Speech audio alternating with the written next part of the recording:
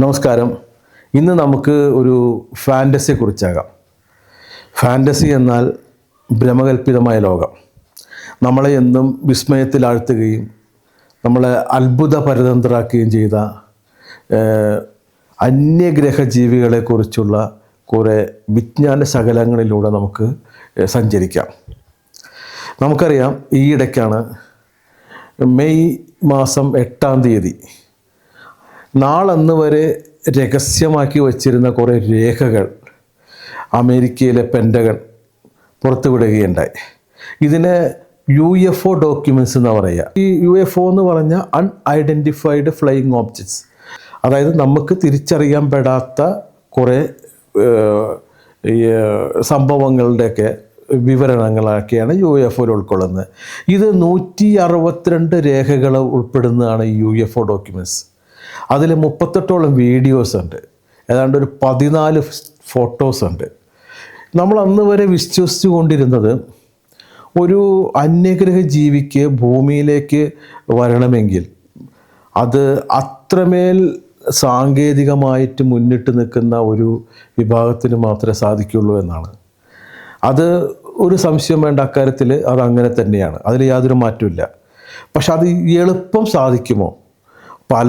പല ആളുകളും പല അന്യഗ്രഹ ജീവികളെ കണ്ടതായിട്ട് പറയുന്നുണ്ട്. ഇപ്പം തന്നെ അമേരിക്ക ഒറിജിനലായിട്ട് കൊണ്ടുവന്ന രേഖകളിൽ അവർ ഈ ചന്ദ്രപര്യവേഷണത്തിനായിട്ട് അപ്പോളോ പേടകം പോയപ്പോൾ അവിടെ എന്തൊക്കെയോ അജ്ഞാത വസ്തുക്കൾ, ഒരു വല്ലാത്തൊരു സംഭവങ്ങളൊക്കെ അവിടെ അവരെ കണ്ടതായിട്ട് റിപ്പോർട്ട് ചെയ്തിട്ടുണ്ട്. പിന്നെ US നേവി, അതുപോലെ തന്നെ പല ആകാശ നിരീക്ഷകരായിട്ടുള്ള വൈമാനികർ, ഇവരെല്ലാവരും പല നിഗൂഢമായ അജ്ഞാതമായ പല ഫ്ലൈയിങ് സോഴ്സസ്, പറന്ന് നടക്കുന്ന പല സംഭവങ്ങളൊക്കെ കണ്ടതായിട്ട് രേഖപ്പെടുത്തിയിട്ടുണ്ട്. ഇതിനൊക്കെ ഒരു ആധികാരികത, ഒരു സ്ഥിരീകരണമാണ് ഈ ഒരു രേഖകൾ പുറത്തു വിടുന്നതിലൂടെ ഉണ്ടായിരിക്കുന്നത്. നാളന്ന് വരെ നമ്മളത് വിശ്വസിച്ചിരുന്നില്ല. പക്ഷേ എനിക്ക് തോന്നുന്നത് ജനങ്ങൾക്ക് ആശങ്കപ്പെടേണ്ട, ഭയചകിതരാകേണ്ട എന്നുള്ള ഒരു ദീർഘവീക്ഷണത്തിൽ ഭരണകൂടം ഗോപ്യമായിട്ട് വയ്ക്കുന്ന ചില വസ്തുതകളുണ്ട്. അതിൻ്റെയൊക്കെ കൂട്ടത്തിൽ ഉൾപ്പെട്ടു പോയിരിക്കാം ഈ UFO ഡോക്യുമെൻറ്റ്സ്. പിന്നീട് ഈ പറഞ്ഞ പോലെയുള്ള വിജ്ഞാന തൃഷ്ണരായ ആളുകളുടെ ശ്രമഫലമായിട്ടാണ് ഇത്തരം രേഖകളെല്ലാം പുറംലോകം കാണിക്കാൻ സർക്കാർ നിർബന്ധിതമായി തീർന്നത്. ഒരു അന്യഗ്രഹ ജീവി ഭൂമിയുടെ അന്തരീക്ഷത്തിലേക്ക് വരണമെങ്കിൽ ആ അന്യഗ്രഹ ജീവി ആർജിച്ചിട്ടുള്ള, ഈ ഏലിയൻസ് ആർജിച്ചിട്ടുള്ള ഈ സാങ്കേതികപരമായിട്ടുള്ള അഭ്യുന്നതി അത് എത്രമാത്രമായിരിക്കും എന്നുള്ളത് നമ്മളെ ഇരുത്തി ചിന്തിക്കുന്ന ഒന്നാണ്.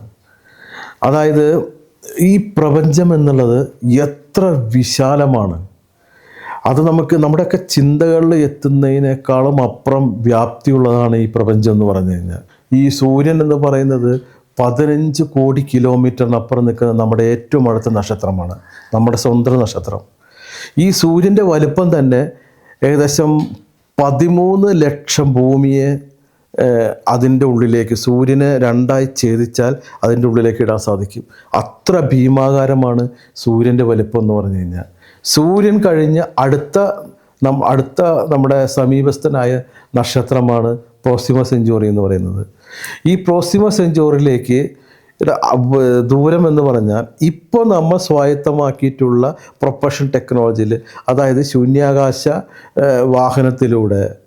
വാഹനത്തിൻ്റെ വേഗതയിൽ നമ്മൾ പ്രോക്സിമ സെഞ്ചുറിയിലേക്ക് പുറപ്പെട്ടാൽ 70,000 വർഷം വേണം അവിടെ എത്തണമെങ്കിൽ. 70,000 വർഷം പ്രോക്സിമ സെഞ്ചുറിയിലേക്ക് എത്തണമെങ്കിൽ. പിന്നെ ഇതുപോലെയുള്ള ഏകദേശം ഒരു 20 കോടി നക്ഷത്രങ്ങൾ ഉൾപ്പെടുന്നതാണ് നമ്മുടെ ഈ ആകാശഗംഗ, മിൽക്കി വേ എന്ന് പറയുന്നത്. ഇത് കഴിഞ്ഞാൽ ഈ 20,000 കോടി എന്ന് പറഞ്ഞാൽ നമ്മളൊന്ന് സങ്കല്പിച്ച് നോക്കുക, അത്രമാത്രം നക്ഷത്രം നമ്മുടെ ഈ മിൽക്കി വേ ഗാലക്സിയിലുണ്ട് എന്നുള്ളതാണ്. അപ്പോൾ ഇത് കഴിഞ്ഞ അടുത്ത ഗാലക്സി എന്ന് പറഞ്ഞാൽ ആൻഡ്രോമിഡ ഗാലക്സിയാണ്. ഈ ആൻഡ്രോമിഡ ഗാലക്സി കഴിഞ്ഞ് ഓറിയോൺ ഗാലക്സി, ഈ ആൻഡ്രോമിഡ ഗാലക്സിയിലേക്ക് 1,00,000 പ്രകാശവർഷമാണ് അകലെയാണ് ഈ ആൻഡ്രോമിഡ ഗാലക്സി സ്ഥിതി ചെയ്യുന്നത്. അപ്പം നമുക്ക് ലഭ്യമായിട്ടുള്ള ഈ നമ്മൾക്ക് കാണപ്പെടുന്ന ഈ പ്രപഞ്ചം, നമ്മൾ മനസ്സിലാക്കിയിട്ടുള്ള ഈ പ്രപഞ്ചത്തിൽ നമ്മൾ ഏറെക്കുറെ തിട്ടപ്പെടുത്തിയിരിക്കുന്ന നക്ഷത്രങ്ങൾ എന്ന് പറഞ്ഞു കഴിഞ്ഞാൽ 1 ഇട്ടിട്ട് അതിൻ്റെ കൂടെ 22 പൂജ്യം ഇട്ട ആ സംഖ്യ എത്രയോ അത്രയും നക്ഷത്രങ്ങൾ ഈ പ്രപഞ്ചത്തിലുള്ളതായിട്ട് കണക്കാക്കപ്പെട്ടിരിക്കുന്നു. അതിൽ ഓരോ നക്ഷത്രത്തിനും 5, 8, 10, 12 ഉപഗ്രഹങ്ങൾ അവയ്ക്ക് ചുറ്റും, പ്ലാനറ്റുകൾ അതിന് ചുറ്റും കറങ്ങിക്കൊണ്ടിരിക്കുന്നുണ്ട്. ഇതിൽ ഭൂമിക്ക് സമാനമായിട്ടുള്ള ഗ്രഹങ്ങളുണ്ടാകാം, ഒരുപാടുണ്ടാകാം. അതിലൊക്കെ ഭൂമിക്ക് സമാനമായിട്ടുള്ള ജീവൻ അവിടെ ഉണ്ടാകുമോ ഇല്ലയോ എന്നും നമുക്കറിയില്ല. ഉണ്ടാകാം. ഭൂമി ഉണ്ടായിട്ട് തന്നെ ഏകദേശം ഒരു 450 കോടി വർഷങ്ങളായിട്ടുണ്ട്. ആ ഭൂമിയിൽ ജീവൻ ഉണ്ടായിട്ട് തന്നെ സൈനോബാക്ടീരിയ എന്ന് പറയുന്ന ഈ ജീവൻ്റെ ആദ്യത്തെ കണിക ഉണ്ടാകുന്നത്, ഒരു ഏകകോശ ജീവികളൊക്കെ ഉണ്ടാകുന്നത് ഏതാണ്ടൊരു 300-350 കോടി വർഷങ്ങൾക്ക് മുമ്പാണ്. പിന്നെ അവിടെ നിന്ന് ഇങ്ങോട്ട് വേണ്ടി വന്നു മനുഷ്യ പരിണാമം ഉണ്ടാകാൻ ഏകദേശം ഒരു ആസ്ട്രലോപിതാക്കസ്, പിന്നെ ഈ പറഞ്ഞ പോലെ ഓരോ മനുഷ്യപൂർവ്വ രൂപങ്ങളിൽ നിന്നും മനുഷ്യനായിട്ട് ഒരു ഹോമോ സാപ്പിയൻസ് എന്ന് പറയുന്ന മനുഷ്യനായിട്ട് മനുഷ്യൻ ഏകദേശം കൃത്യമായിട്ടൊക്കെ ഏകദേശം രൂപത്തിൽ പരിണമിക്കുന്ന ഏതാണ്ട് ഒരു 3,00,000 വർഷങ്ങൾക്ക് മുമ്പാണ്. ഈ 3,00,000 വർഷങ്ങൾക്ക് അത് കഴിഞ്ഞ് കീഴ്പോട്ടേക്ക് ഒരു 50,000-നും 70,000-നും ഇടയ്ക്ക് വർഷങ്ങൾക്കിടയ്ക്കാണ് മനുഷ്യനൊരു കോഗ്നിറ്റീവ് ഡെവലപ്മെൻറ്റ് ഉണ്ടാകുന്നത്. അതിനുശേഷം ഒരു 10,000 വർഷങ്ങൾക്ക് മുമ്പാണ് മനുഷ്യനൊരു അലഞ്ഞു തിരിഞ്ഞ് ഗുഹാവാസികളായിട്ട് കഴിഞ്ഞ മനുഷ്യൻ ഒരു കൃഷിപരമായിട്ട് 10-12,000 വർഷമേ ആയിട്ടുള്ളൂ. പിന്നെ മനുഷ്യൻ സംസ്കാരങ്ങളോടുകൂടി ഒരു പ്രത്യേകതര സംസ്കാരങ്ങളെല്ലാം ഫോം ചെയ്യുന്നത്, നദീതട സംസ്കാരങ്ങളെല്ലാം ഫോം ചെയ്യുന്നത് ഏതാണ്ട് ഒരു 5,000 വർഷമായിട്ടുള്ളൂ. മനുഷ്യനെ ഇങ്ങനെ കാലക്രമേണ ഘട്ടമായിട്ട് പരിണമിച്ച് ഈ രൂപത്തിലായിട്ടുണ്ട് എന്നുള്ളതാണ്. മനുഷ്യൻ 150 വർഷമായിട്ടുള്ള റേഡിയോ സിഗ്നലുകൾ കണ്ടുപിടിച്ചിട്ട്.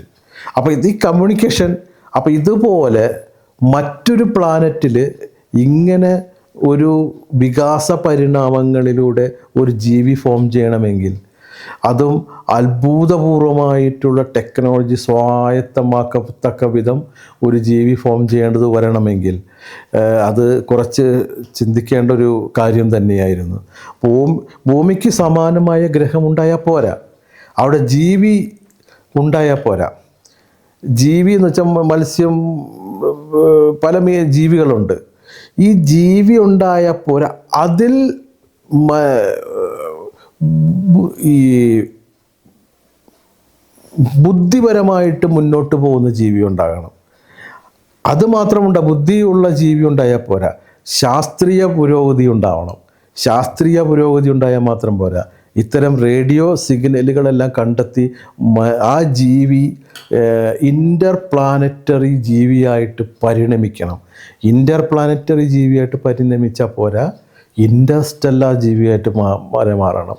അതായത് നക്ഷത്രാനന്തര യാത്രകൾ ചെയ്യുവാൻ കെൽപ്പുണ്ടാകുന്ന വിധത്തിലുള്ള ഈ ടെക്നോളജി സ്വായത്തമാക്കിയ ജീവിയാകണം. ഇതൊക്കെ വെച്ച് നോക്കുമ്പോൾ അതത്ര എളുപ്പമുള്ള കാര്യമല്ല എന്ന് തന്നെയാണ് നമ്മൾ മനസ്സിലാക്കിയത്.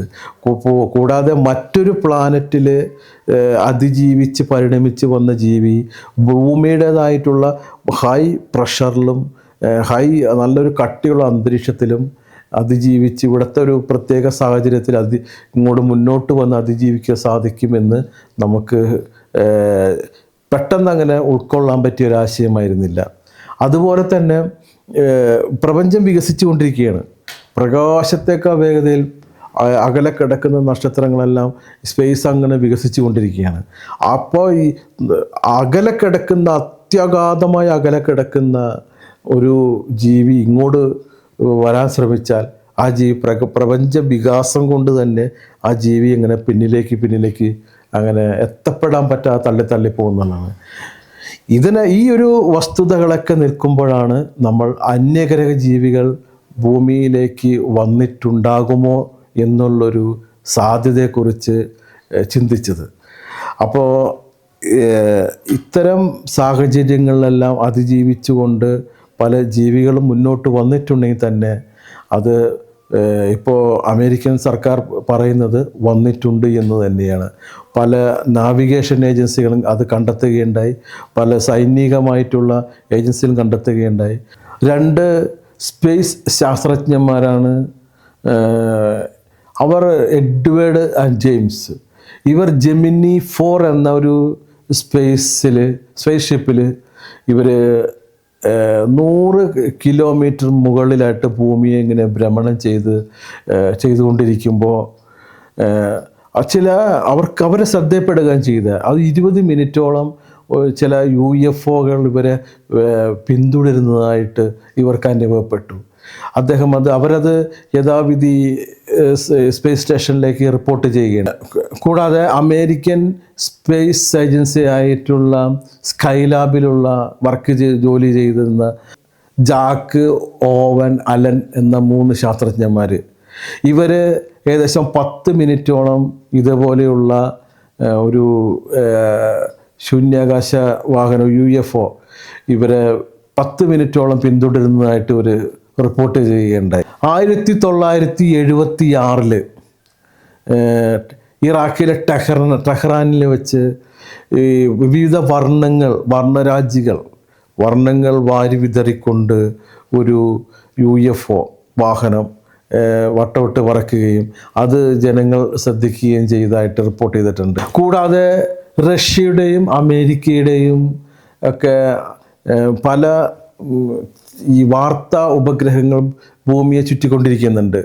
അപ്പോൾ അത് പലതും അതുമായിട്ട് ബന്ധപ്പെട്ടിട്ടുള്ള കമ്മ്യൂണിക്കേഷൻ കിട്ടാതെ അത് എന്നേക്കുമായിട്ട് അപ്രത്യക്ഷമായി പോയതായിട്ടൊക്കെ റിപ്പോർട്ട് ചെയ്തിട്ടുണ്ട്.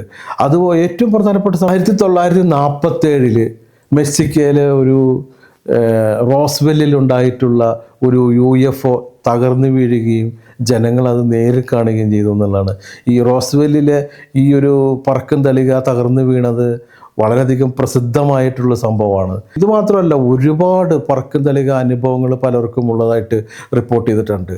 അപ്പോൾ ഇത് പലരും അവർക്ക് തോന്നലായിരിക്കും, അവർക്ക് ഇതേപോലെയുള്ള പല വിമാനങ്ങളായിരിക്കും, അമേരിക്കയുടെ പല രഹസ്യ ഈ കാലാവസ്ഥ വാഹനങ്ങളൊക്കെ ആയിരിക്കും എന്നെല്ലാം പറഞ്ഞുകൊണ്ട് അത് തള്ളിക്കളയുക ചെയ്തത്.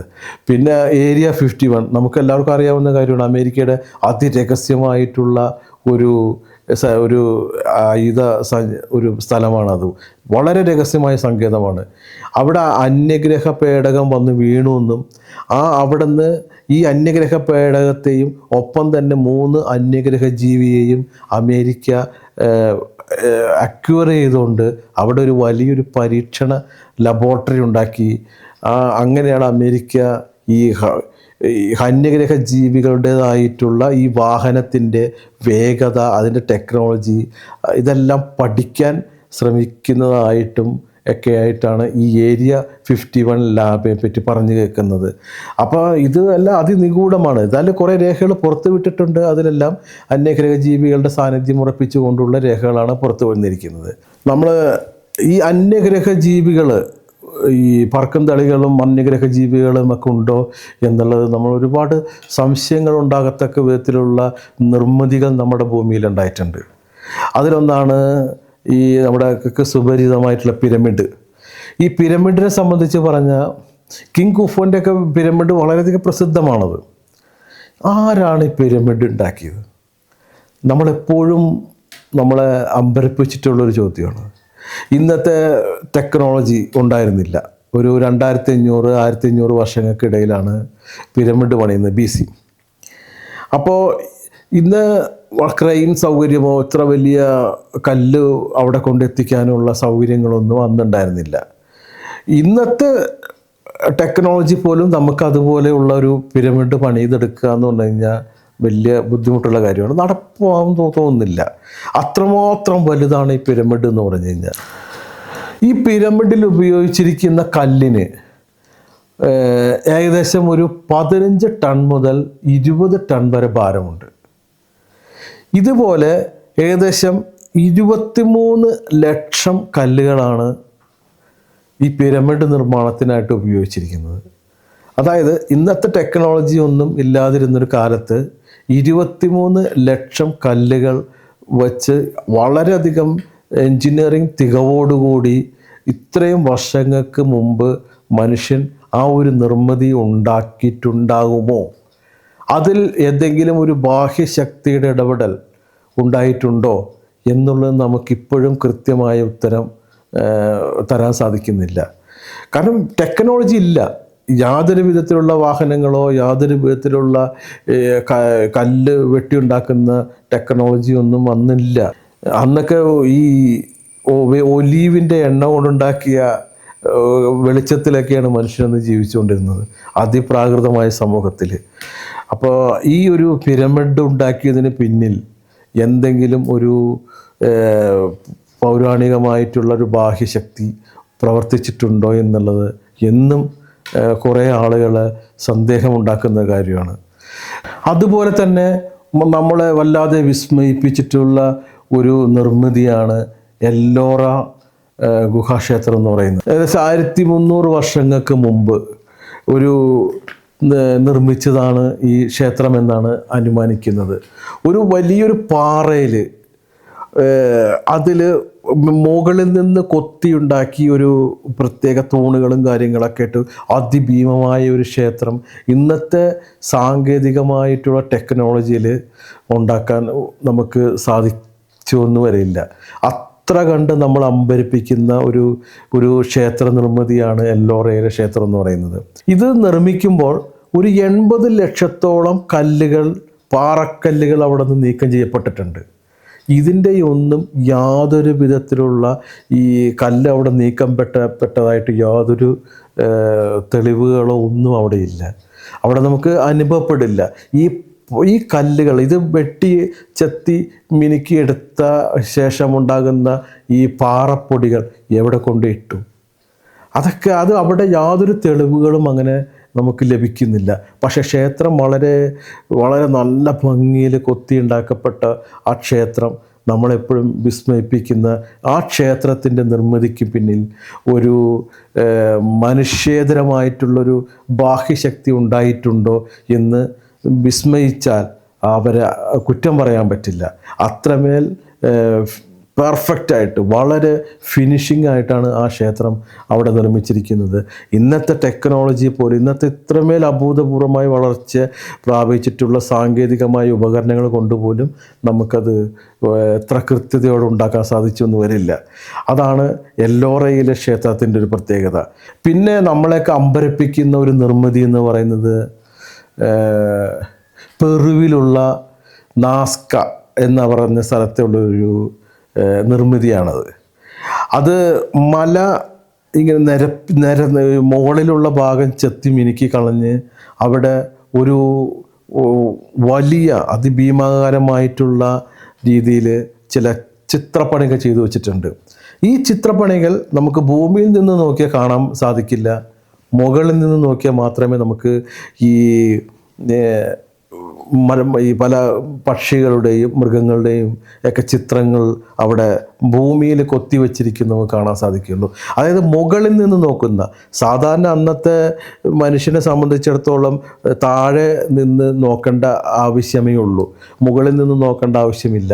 പക്ഷേ മുകളിൽ നിന്ന് നോക്കേണ്ട ഒരു വിധത്തിൽ, മുകളിൽ നിന്ന് നോക്കിയാൽ കാണാവുന്ന വിധത്തിൽ ഇപ്രകാരമുള്ള ചിത്രപ്പണികൾ അവിടെ ചെയ്തു വച്ചിട്ടുണ്ടെങ്കിൽ അതിന് പിന്നിൽ മുകളിൽ നിന്ന് കാണേണ്ട ആളുകൾ, മുകളിൽ നിന്ന് കാണേണ്ട ഏതൊരു ശക്തികളായിട്ട് ആവശ്യമായിരിക്കാം, അവരായിരിക്കാം ഇതിന് പിന്നിലെന്നാണ് ഈ പറഞ്ഞ നാസ്കയിലെ ചിത്രങ്ങൾ നമ്മളോട് വിളിച്ചു പറയുന്നത്. എന്തൊക്കെ തന്നെയായാലും ഇതുപോലെ അനവധി നമ്മളെ വിസ്മയിപ്പിക്കുന്ന അന്യഗ്രഹ ജീവികളുടെ സാന്നിധ്യം ആയിട്ടാണോ, അല്ലെങ്കിൽ അവർ നിർമ്മിച്ചതാണോ, അല്ലെങ്കിൽ അവർ മനുഷ്യരും കൂടി നിർമ്മിച്ചതാണോ എന്ന് തോന്നിപ്പിക്കുന്ന വിധത്തിലുള്ള അനവധി നിർമ്മിതികൾ നമുക്ക് ഭൂമിയിൽ പല സ്ഥലത്തുമായിട്ട് കാണാൻ സാധിക്കും. അപ്പോൾ ഇതെല്ലാം വിരൽ ചൂണ്ടുന്നത് ഒരൊറ്റ ശക്തിയുടെ മേലേക്കാണ്. അതാണ് അന്യഗ്രഹ ജീവികൾ എന്ന് പറയുന്നത്. ഇതുകൂടാതെ നമുക്ക് ചില നാഗരികതകളിൽ നമുക്ക് മൺമറഞ്ഞു പോയ ചില പൗരാണികമായ നാഗരികത രേഖകൾ നമുക്ക് ലഭിക്കുകയുണ്ടായി. സുമേറിയ, മെസപ്പൊട്ടേമിയ നാഗരികതകളിലൊക്കെ നമുക്ക് ചില വിചിത്രമായിട്ടുള്ള ഒരു ചിന്തകൾ നമുക്കവിടെ കാണാൻ സാധിക്കും. നമ്മളെ അമ്പരപ്പിക്കുകയും ഏറെ കൗതുകമുണർത്തുകയും ചെയ്യുന്ന അവരുടെ നിഗമനങ്ങൾ അവിടെ നമുക്ക് കാണാൻ സാധിക്കുന്നത് ഈ ഏലിയൻ ജീവികളും മനുഷ്യരും തമ്മിൽ മുഖാമുഖം നേർക്ക് നിന്ന് പടപൊരുതിയ കുറേ മുഹൂർത്തങ്ങളാണ് നമുക്കതിലൂടെ കാണാൻ സാധിക്കുന്നത്. ഏകദേശം ഒരു 4 ലക്ഷം വർഷങ്ങൾക്ക് മുമ്പാണ് ഈ നാഗരികതകളെല്ലാം സജീവമായിട്ടുണ്ടായിരുന്നത്. അപ്പോൾ നമുക്ക് കിട്ടിയിരിക്കുന്നത് കുറേ ശിലാഫലകങ്ങൾ കിട്ടിയിട്ടുണ്ട്. അത് 40,000-ഓളം വരുന്ന ശിലാഫലകങ്ങളാണത്.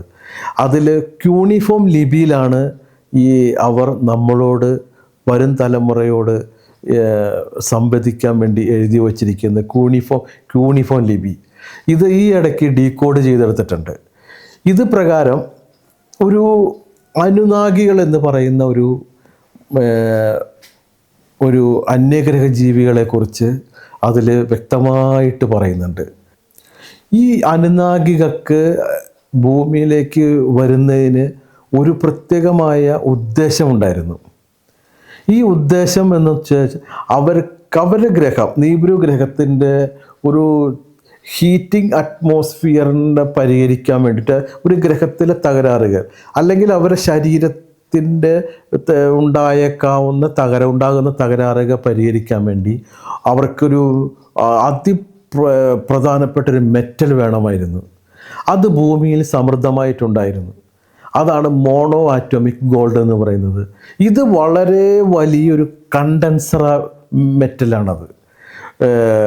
വൈദ്യുതിയെ വളരെയധികം കടത്തി വിടുന്ന ഒരു ചാലക മോണോ ആറ്റോമിക് ഗോൾഡ് എന്ന് പറയുന്നത് വളരെയധികം വലിയൊരു കണ്ടൻസറാണത്. അപ്പോൾ ഈ ഗോൾഡ്, മോണോ ആറ്റോമിക് ഗോൾഡ് ഖനനം ചെയ്തെടുക്കാൻ വേണ്ടിയിട്ടാണ് ഈ അനുനാഗികൾ ഭൂമിയിലേക്ക് വന്നതായിട്ടാണ് പറയപ്പെടുന്നത്. ഈ ഭൂമിയിലേക്ക് വന്നപ്പോൾ അവർ വലിയൊരു ഖനികളൊക്കെ ഉണ്ടാക്കി. അതിനകത്ത് അവർ നല്ലപോലെ ഈ മെസപ്പൊട്ടേമിയ താഴ്വരയിലാണ് അവർ വന്നത്. ഏകദേശം ഒരു 4-4.5 ലക്ഷം വർഷങ്ങൾക്ക് മുമ്പാണ് അവർ ഭൂമിയിലേക്ക് വരുന്നത്, മെസപ്പൊട്ടേമിയൻ താഴ്വരയിൽ. അപ്പോൾ ഇവർ ഖനനം ചെയ്തെടുക്കാൻ വേണ്ടി അവർക്ക് വളരെയധികം ശ്രമാവഹമായ ബുദ്ധിമുട്ട് നേരിട്ടപ്പോൾ ഭൂമിയിലെ തന്നെ കാണപ്പെട്ട ഈ പല ജീവികളും പരിണാമപരമായിട്ട് വന്നിട്ടുണ്ടായിരുന്നു. അതിലൊന്ന് ഹോമോ ഇറക്റ്റസ് എന്ന് പറയുന്ന മനുഷ്യപൂർവ്വ രൂപമായിരുന്നു. ഈ ഹോമോ ഇറക്റ്റസിൽ അനുനാഗികളായ തങ്ങളുടെ ഈ ജീനും കൂടി മിക്സ് ചെയ്തിട്ട് ഒരു പ്രത്യേക സാങ്കേതികമായിട്ടൊക്കെ അവർ ഉണ്ടാക്കിയെടുത്ത, ഒരാണിനും പെണ്ണിനും സെപ്പറേറ്റ് ആയിട്ട് ഉണ്ടാക്കിയെടുത്ത ജീവിവർഗമായിരുന്നു ഹോമോ സാപ്പിയൻസ് എന്ന് പറയുന്ന ഈ ആധുനിക മനുഷ്യൻ എന്നൊരു ഒരു സങ്കല്പ സിദ്ധാന്തമുണ്ട്. മനുഷ്യനിൽ HAR1 എന്ന് പറയുന്നൊരു ജീനുണ്ട്. അപ്പോൾ ഈ ജീനാണ് മനുഷ്യനെ രൂപപ്പെടുത്തുന്നതിൽ പ്രധാന പങ്ക് വഹിച്ചിട്ടുള്ളത്.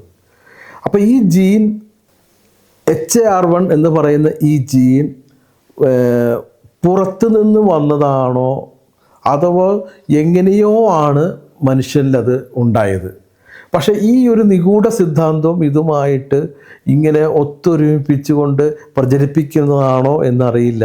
പക്ഷേ ഇങ്ങനെ ഒരു ജീൻ ലെവൽ എഡിറ്റിംഗ് മനുഷ്യന് നടന്നിട്ടുണ്ട് എന്ന് ഒരു വിഭാഗം ആളുകൾ സംശയിക്കുന്നുണ്ട്. അത് ഇപ്രകാരം ഈ കഥയുമായിട്ട് ഒത്തുപോകുന്നു എന്ന് ഉള്ളത് കൊണ്ട് അതാണ് ഇത് ശരി എന്ന് പറഞ്ഞ് വിശ്വസിക്കുന്ന ഒരു വിഭാഗം ആളുകൾ നമ്മുടെ ഒപ്പമുണ്ട്. ഈ അനുനാഗികളാണ് മനുഷ്യനെ സൃഷ്ടിച്ചത്. ഈ മനുഷ്യനെ മനുഷ്യനാക്കി മാറ്റി ഈ പറഞ്ഞ ഈ മോണോ ആറ്റോമിക് ഗോൾഡ് ഖനനം ചെയ്ത് എടുക്കുവാൻ ഇവനെ പ്രാപ്തരാക്കി ഈ ഖനനം ചെയ്ത് ഈ ഗോൾഡ് മുഴുവനും അവരുടെ നീബ്രു ഗ്രഹത്തിലേക്ക് കടത്തിക്കൊണ്ടുപോയി എന്നാണ് ഒരു സിദ്ധാന്തം, ഒരു ഗൂഢസിദ്ധാന്തം പ്രചരിക്കുന്നത്. ഇതിലെത്ര വാസ്തവമുണ്ട് എന്നൊന്നും അറിയില്ല. എന്നാലും നമ്മൾക്ക് ഇതിനകത്ത് മതിയായ തെളിവുകൾ ലഭിച്ചിട്ടില്ലാത്തത് കൊണ്ടും നമ്മൾ ഇത് ശാസ്ത്രീയപരമായി അംഗീകരിക്കുന്നില്ല എന്നുള്ളതാണ്.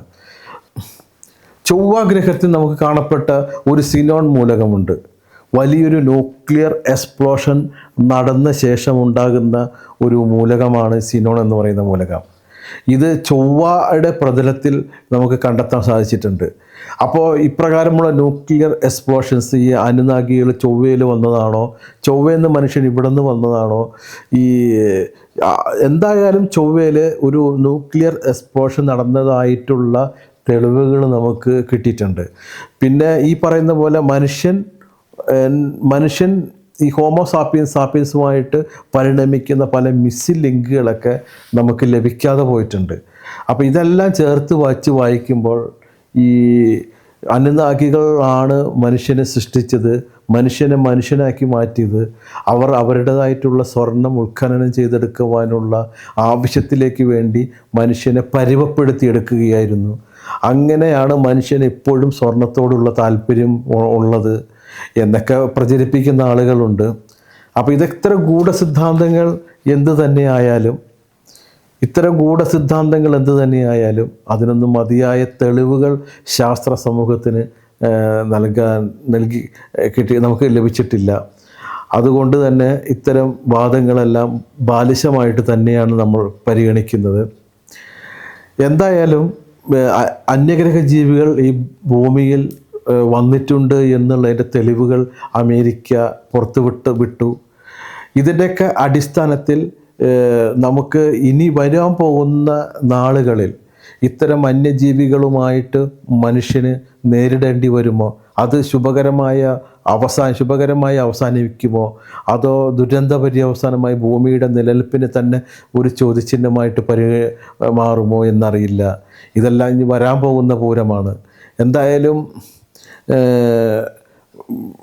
അതിവിദൂരമല്ലാത്ത ഭാവിയിൽ ഇപ്രകാരം അന്യഗ്രഹ ജീവികൾ ഭൂമിക്ക് മേൽ ആധിപത്യം സ്ഥാപിക്കാൻ ശ്രമിച്ചാൽ, നമ്മൾ വോയേജർ പേടകം അയച്ചിട്ടുണ്ട്. അതിൽ ഇവിടെ ഭൂമിയുണ്ടെന്നും ഭൂമിയിലെ മനുഷ്യർ ഇപ്രകാരമൊക്കെയാണ് ജീവിക്കുന്നത്, മനുഷ്യൻ്റെ ഫോട്ടോ, മനുഷ്യൻ്റെ ശബ്ദങ്ങൾ, മനുഷ്യരുടെ ചിത്രങ്ങൾ ഇതെല്ലാം വോയേജറിലേക്ക് ഉൾപ്പെടുത്തിക്കൊണ്ടാണ് നമ്മൾ ഇൻ്റർസ്റ്റെല്ലാർ ഒബ്ജക്റ്റായിട്ട് വോയേജറിനെ ഇവിടെ നയിച്ചിട്ടുള്ളത്. ഏതെങ്കിലും ഒരു അന്യഗ്രഹ ജീവിക്ക് ഇത് കിട്ടിയാൽ അവൻ ഇങ്ങനെ ഒരു ഭൂമിയുണ്ട് എന്ന് തിരിച്ചറിയട്ടെ, അവർ ഭൂമിയുമായിട്ടൊരു സൗഹൃദ ബന്ധം നിലനിർത്താൻ താല്പര്യമുണ്ട് എങ്കിൽ അത് സംഭവിക്കട്ടെ എന്നുള്ള ഉദ്ദേശത്തോടു കൂടിയിട്ടാണ് നമ്മൾ പല ഇതൊക്കെ റേഡിയോ സിഗ്നലൊക്കെ അയച്ചിട്ടുള്ളത്. അപ്പം